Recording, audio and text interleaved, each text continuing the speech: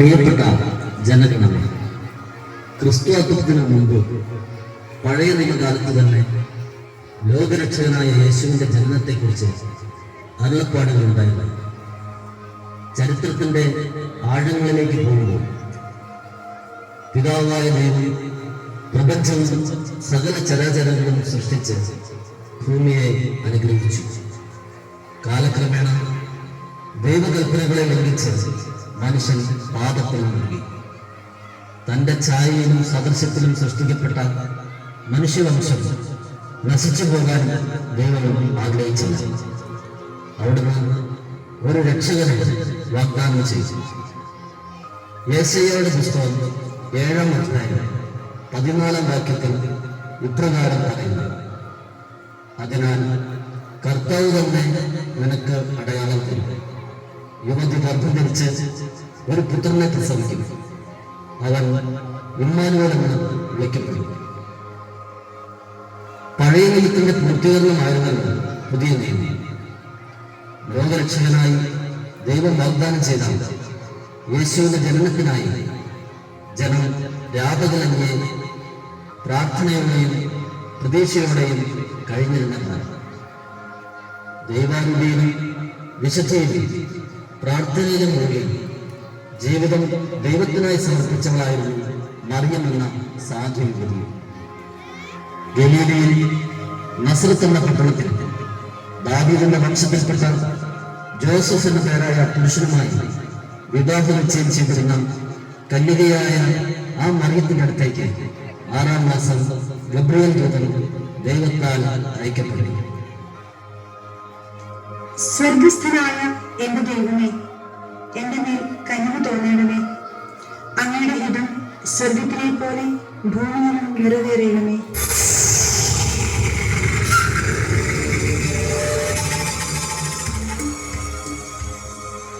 ദൈവകൃപ നിറഞ്ഞവളെ സ്വസ്തി, കർത്താവ് നിന്നോട് കൂടെ.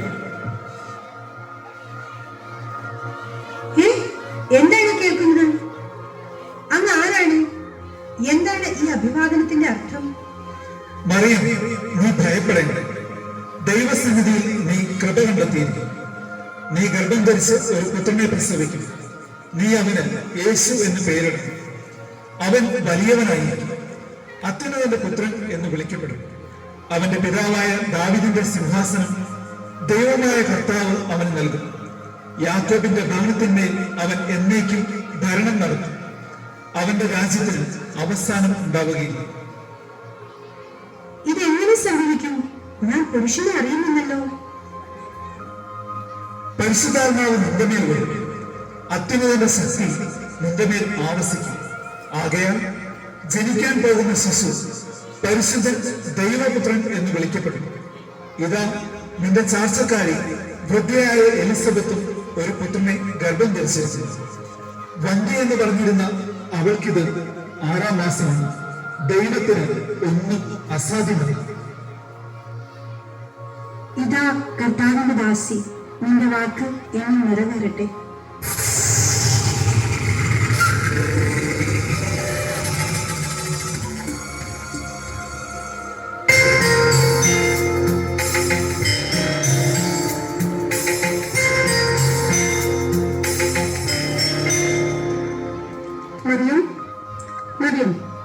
എന്താണ് മകളെ നീ ആലോചിക്കുന്നത്? ഇവിടെ ആരുടെയും ശബ്ദം കേട്ടല്ലോ. ആരാണത്? അമ്മേ, എനിക്ക് ദൈവദൂതന്റെ ദർശനമുണ്ടായി. ഇളയമ്മയായ എലിസബത്ത് ഗർഭിണിയാണ് പോലും. ദൈവത്തിന്റെ അത്ഭുത കൃത്യങ്ങൾ എത്ര മഹനീയം! ദൈവത്തിന്റെ പ്രവൃത്തികൾ നമ്മുടെ ചിന്തകൾക്ക് അതീതമാണ് മോളെ. ഭാഗ്യവതിയായ എലിസബത്തിനെ ഒന്ന് സന്ദർശിച്ചാലോ അമ്മേ? അത് നല്ലതാണ് മോളെ. നീ പോയി എലിസബത്തിനെ കണ്ടിട്ട് വരൂ. ഇതാ എന്റെ ഈ സമ്മാനങ്ങൾ കൂടി കൊടുക്കണേ. ശരി അമ്മേ, ഞാൻ ഉടനെ പുറപ്പെടാം.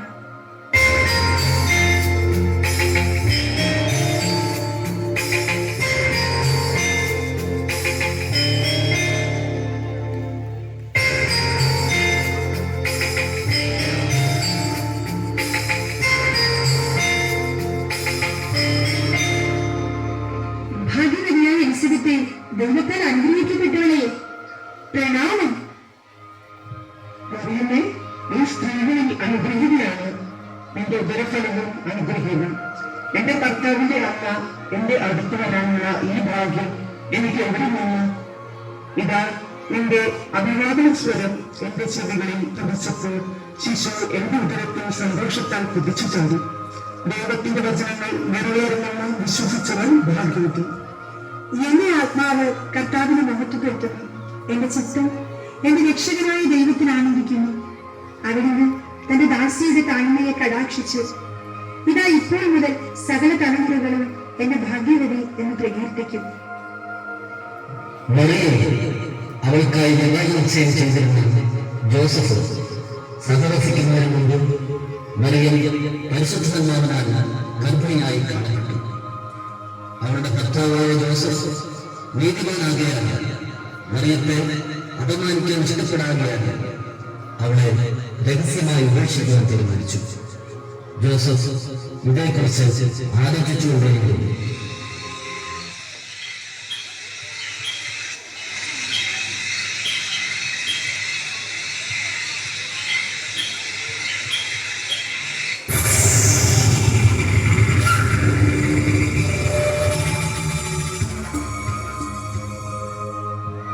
ദാവീദിന്റെ പുത്രനായ ജോസഫ്, മറിയത്തെ ഭാര്യയായി സ്വീകരിക്കുവാൻ നീ ശങ്കിക്കണ്ട.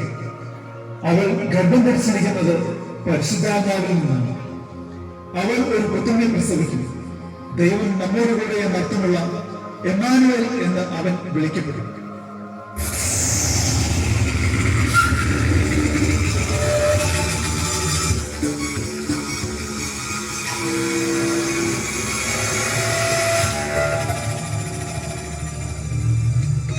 അയ്യോ, ഞാൻ എന്താണ് കേട്ടത്? ദൈവദൂതനല്ലേ എന്നോട് സംസാരിച്ചത്? എനിക്കൊന്നും മനസ്സിലാകുന്നില്ലല്ലോ. ഞാനിനി എന്താണ് ചെയ്യേണ്ടത്? ഞാൻ എന്ത് ചെയ്യും? ഏതായാലും ദൈവദൂതന്റെ വാക്കുകൾ അനുസരിക്കുക തന്നെ ചെയ്യാം.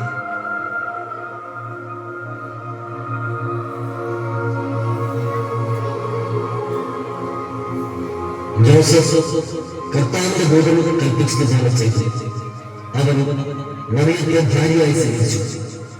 പുത്രനെ പ്രസവിക്കുന്നതുവരെ അവൻ അവളെ അറിഞ്ഞില്ല. പെട്ടെന്നാണ് റോമ സാമ്രാജ്യത്തിൽ അത് സംഭവിച്ചത്.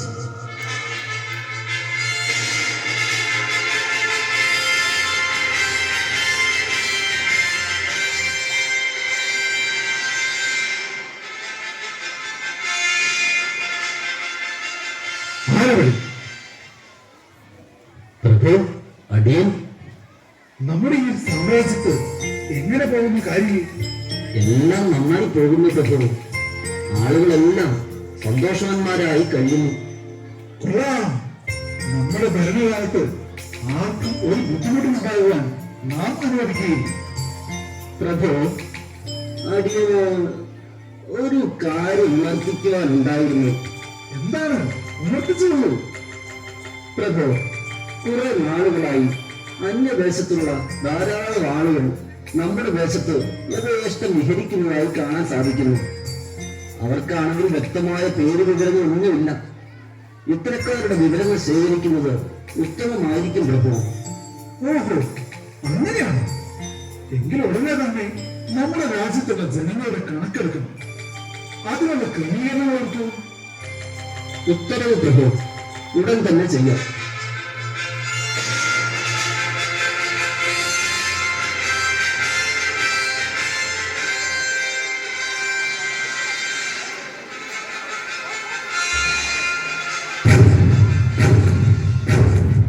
മഹാനായ അഗസ്റ്റസ് പുറപ്പെടുവിക്കുന്ന കൽപ്പനയെന്ന രാജ്യത്തെ ജനങ്ങളുടെ കണക്കെടുക്കുന്നതിനായി തീരുമാനിച്ചിരിക്കുന്നു. ആയതിനാൽ ഓരോരുത്തരും താങ്കളുടെ പട്ടണങ്ങളിൽ ചെന്ന് പേരെഴുതിക്കണമെന്ന് ഇതിനാൽ അറിയിക്കുന്നു. മഹാനായ അഗസ്റ്റസ് പുറപ്പെടുവിക്കുന്ന കൽപ്പനയെന്നാൽ രാജ്യത്തെ ജനങ്ങളുടെ കണക്കെടുക്കുന്നതിനായി തീരുമാനിച്ചിരിക്കുന്നു. ആയതിനാൽ ഓരോരുത്തരും താങ്കളുടെ പട്ടണങ്ങളിൽ ചെന്ന് പേരെഴുതിക്കണമെന്ന് ഇതിനാൽ അറിയിക്കുന്നു. മഹാനായ അഗസ്റ്റസ് സീസർ പുറപ്പെടുവിക്കുന്ന കൽപ്പന എന്തെന്നാൽ രാജ്യത്തെ ജനങ്ങളുടെ കണക്കെടുക്കുന്നതിനായി തീരുമാനിച്ചിരിക്കുന്നു.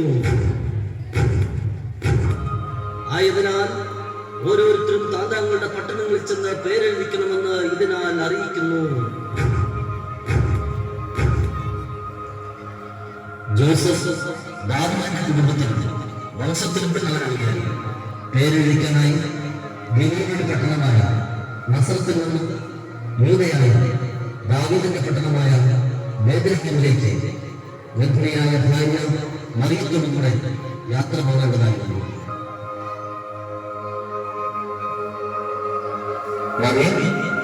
നാം എന്താണ് ചെയ്യുക? ഈ അവസ്ഥയിൽ നിന്നെ കൂട്ടി ഉത്തരവും ദൂരം എങ്ങനെയാണ് യാത്ര ചെയ്യുന്നത്? പക്ഷേ പോകാതെ വല്ലല്ലോ, രാജകൽപ്പനയല്ലേ. ശരി, നമുക്ക് എങ്ങനെയെങ്കിലും ഒന്ന് പോകാം. ജോസഫ്, എനിക്ക് തീരെ വയ്യ. ഇനി ഒരടി കൂടി നടക്കാൻ എനിക്ക് വയ്യ. നമ്മൾ എന്ത് ചെയ്യും അറിയാം? ഇവിടെയെല്ലാം ജലപ്രളയമാണ്. എവിടെയും നമുക്കൊരു വിശ്രമസ്ഥലം കിട്ടുമെന്ന് തോന്നുന്നില്ലല്ലോ. എനിക്ക് വയ്യ ജോസഫ്, വയ്യ. എനിക്ക് എവിടെയെങ്കിലും ഒന്ന് ഇരിക്കണം. അവിടെ ഒരു സത്രം കാണുന്നില്ലേ? ഒന്ന് ചോദിച്ചു നോക്കൂ ജോസഫ്. ശരിയാ, ഇനി അവിടെ കൂടി ചോദിക്കാനുള്ളത്. അവസാനമായി അവിടെ വരെ ഒന്ന് പോയി ഞാൻ ചോദിക്കാം. നീ ഇവിടെ ഇരിക്കുമല്ലോ, ഞാൻ ചോദിച്ചിട്ട് വരാം.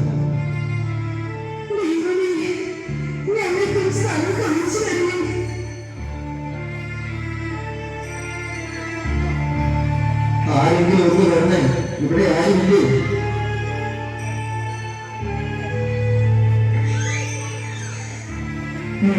എന്താണ്? ദയവായി ഞങ്ങളെ ഒന്ന് സഹായിക്കണം.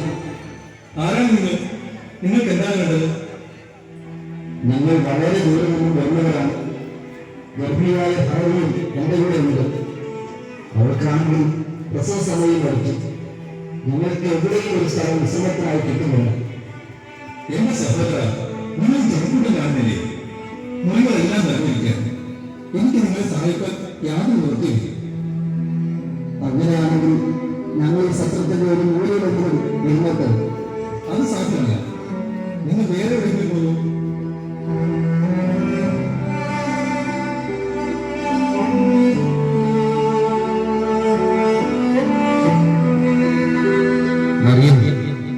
അവിടെയും നമുക്കൊരിടം കിട്ടിയില്ല.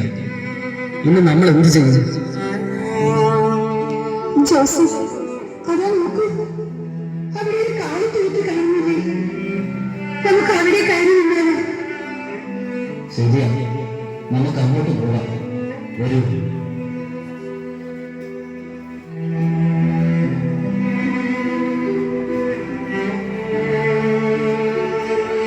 അവിടെയായിരിക്കുമ്പോൾ വൈദ്യത്തിന് പ്രസവ സമയം അടുത്തു.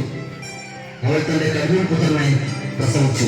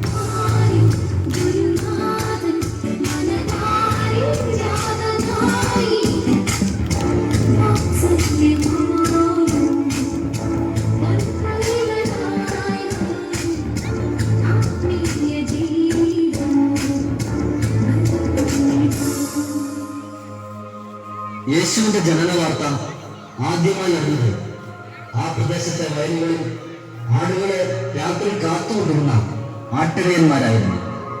ദൈവദൂതൻ അവരുടെ അടുത്തെത്തി.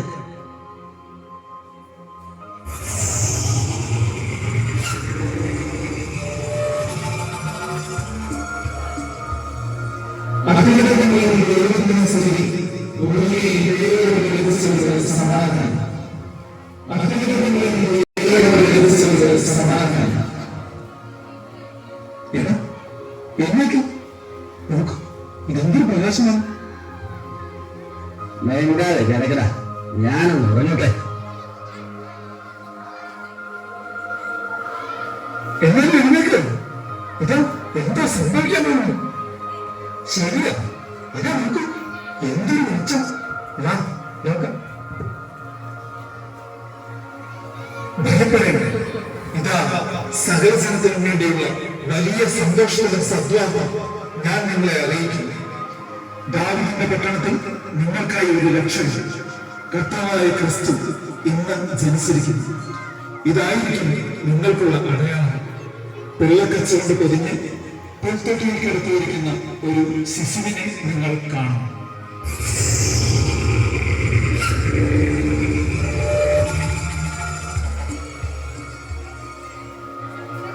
എടാ വാ, നമുക്ക് ബദലീം വരെ ഒന്ന് പോകാം. അതെ, കർത്താവിന്റെ ദൂതൻ നമ്മളെ അറിയിച്ച ഈ സംഭവം നമുക്ക് നേരിൽ പോയി കാണാം. ഒന്ന് പോടാ, എനിക്കൊന്നും വേണം. ഈ രാത്രി ഞാൻ ഓടി പോസ്റ്റ് കിടന്ന് ഉറങ്ങട്ടെ. നമുക്ക് എല്ലാവർക്കും കൂടെ ഇപ്പം തന്നെ പുറപ്പെടാം. അത്ഭുതജാതനായ ആ ശിശുവിനെ കാണാൻ എനിക്ക് തിടുക്കമായി.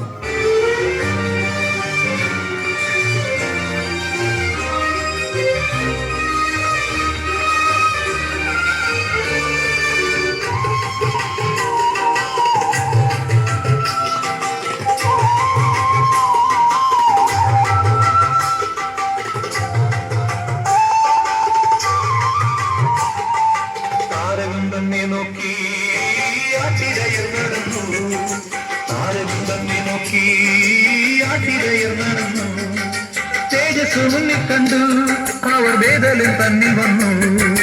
തേജസ് മുന്നിൽ കണ്ടു അവർ വേദലും തന്നിൽ വന്നു.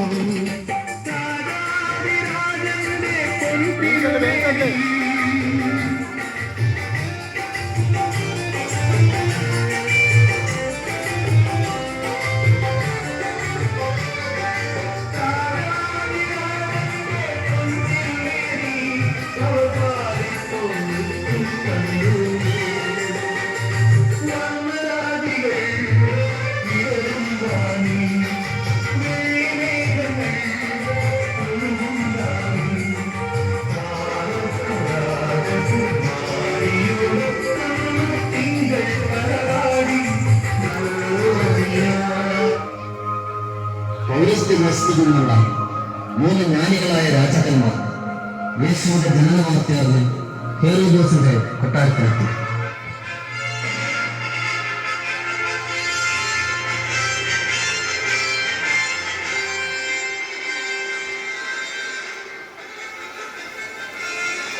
അല്ലയോ ജ്ഞാനികളെ, നമ്മുടെ കൊട്ടാരത്തിലേക്ക് സ്വാഗതം. പറയൂ, നമ്മുടെ എന്ത് സഹായമാണ് വേണ്ടത്? രാജാവേ, പഴയ നിയമത്തിന്റെ പൂർത്തീകരണമായി വാഗ്ദാനം ചെയ്യപ്പെട്ട യേശു ജനിച്ചതായി അറിയാൻ കഴിഞ്ഞു. അങ്ങനെ ഈ ദേശത്തിന്റെ അധിപനായ നമ്മുടെ അന്തഃപുരത്തിലല്ലാതെ മറ്റെവിടെയാണ് യേശു പിറക്കേണ്ടത്? ഞാനിതാ എല്ലാ സൗകര്യങ്ങളും ഒരുക്കി ഇവിടെ കാത്തിരിക്കുകയാണ്. പ്രഭു, ബെത്ലഹേമിലെ ഒരു കാലിത്തൊഴുത്തിൽ യേശു ക്രിസ്തു ജനിച്ചിരിക്കുന്നു. അടയാളമായി ഒരു നക്ഷത്രം ഉദിച്ചിരിക്കുന്നു. ശരിയാണോ നിങ്ങൾ പറയുന്നത്? എന്തായാലും ഇതിന്റെ യാഥാർത്ഥ്യം നമുക്കറിയണം. ഞങ്ങൾ എന്ത് ചെയ്യണം പ്രഭു? അങ്ങയുടെ നിർദ്ദേശം അനുസരിച്ച് ഞങ്ങൾ പ്രവർത്തിക്കാം. ശരി, നിങ്ങൾ ബേത്ലഹേമിലേക്ക് പോയി വിവരങ്ങൾ അന്വേഷിച്ചറിയും. ശിശുവിനെ കുറിച്ച് കൂടുതൽ അറിയണം. അവനെ കണ്ടതുകൊണ്ട് ഞാനും ചെന്ന് ആരാധിക്കുന്നതിന് വേണ്ടി എന്നെയും അറിയിക്കുക. മനസ്സിലായോ? ശരി, നിങ്ങൾ പോയി അന്വേഷിച്ചത് തിരികെ വരും.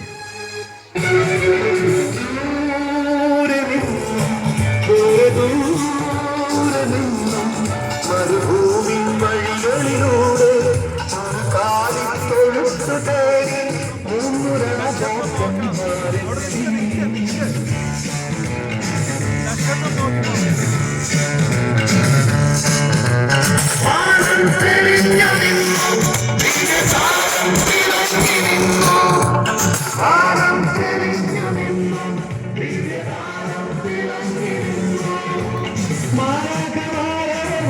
വീതികളിൽ സ്തുതിഗീതങ്ങൾ പാടി വീതികളിൽ സ്തുതിഗീതങ്ങൾ പാടി. യേശുവിന്റെ ജനനസമയത്ത് കിഴക്കുതിച്ച നക്ഷത്രം രാജാക്കന്മാർക്ക് വഴികാട്ടി